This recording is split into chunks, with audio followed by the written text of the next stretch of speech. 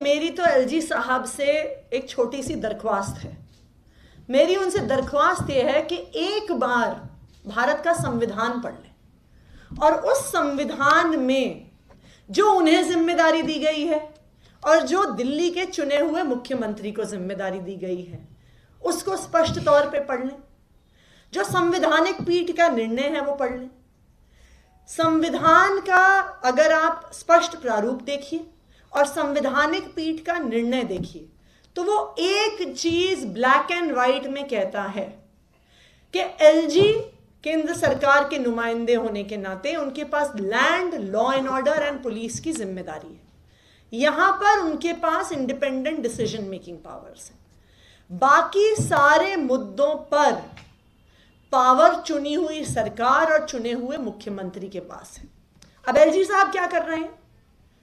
जो पावर उनके पास नहीं है, जहां पर चुने हुए मुख्यमंत्री के पास पावर है वहां पे तो 24 घंटे इंटरफेयर कर रहे हैं।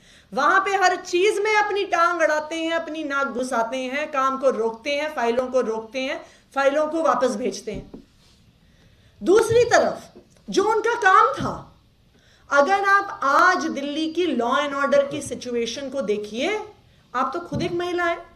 आपको पता है कि दिल्ली में कोई भी महिला 8 बजे के बाद अपने घर से निकल नहीं सकती है।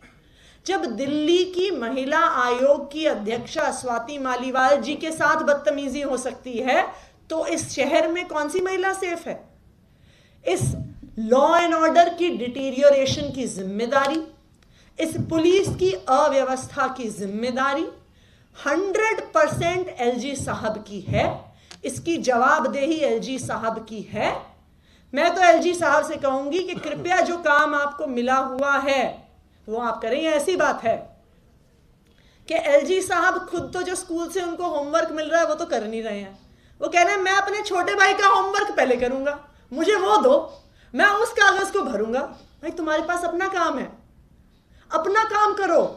क्यों चुनी हुई सरकार के काम में इंटरफेयर कर रहे हैं और क्यों अपने जिम्मेदारी से भाग रहे हैं और दिल्ली को इस कानूनी दुर्व्यवस्था में ढकेल रहे हैं? मेरी तो एलजी साहब से एक छोटी सी दरख्वास्त है।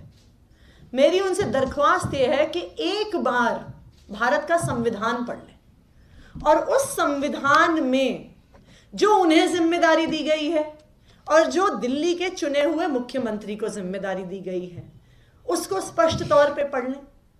जो संवैधानिक पीठ का निर्णय है वो पढ़ लें। संविधान का अगर आप स्पष्ट प्रारूप देखिए और संवैधानिक पीठ का निर्णय देखिए तो वो एक चीज ब्लैक एंड व्हाइट में कहता है कि एलजी केंद्र सरकार के नुमाइंदे होने के नाते उनके पास land, law and order and police की जिम्मेदारी है। यहां पर उनके पास इंडिपेंडेंट डिसीजन मेकिंग पावर्स है। बाकी सारे मुद्दों पर पावर चुनी हुई सरकार और चुने हुए मुख्यमंत्री के पास है। अब एलजी साहब क्या कर रहे हैं? जो पावर उनके पास नहीं है, जहां पर चुने हुए मुख्यमंत्री के पास पावर है वहां पे तो 24 घंटे इंटरफेयर कर रहे हैं। वहां पे हर चीज में अपनी टांग अड़ाते हैं, अपनी नाक घुसाते हैं, काम को रोकते हैं, फाइलों को रोकते हैं, फाइलों को वापस भेजते हैं। दूसरी तरफ जो उनका काम था, अगर आप आज दिल्ली की लॉ एंड ऑर्डर की सिचुएशन को देखिए, आप तो खुद एक महिला है।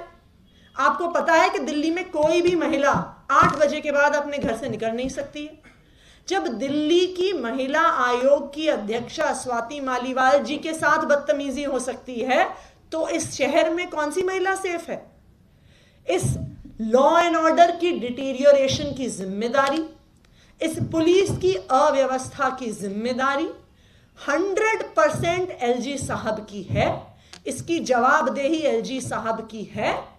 मैं तो एलजी साहब से कहूंगी कि कृपया जो काम आपको मिला हुआ है वो आप करें। ऐसी बात है कि एलजी साहब खुद तो जो स्कूल से उनको होमवर्क मिल रहा है वो तो कर नहीं रहे हैं। वो कह रहे हैं मैं अपने छोटे भाई का होमवर्क पहले करूंगा, मुझे वो दो, मैं उस कागज को भरूंगा। भाई तुम्हारे पास अपना काम है, अपना काम करो। क्यों चुनी हुई सरकार के काम में इंटरफेयर कर रहे हैं और क्यों अपने जिम्मेदारी से भाग रहे हैं और दिल्ली को इस कानूनी दुर्व्यवस्था में ढकेल रहे हैं?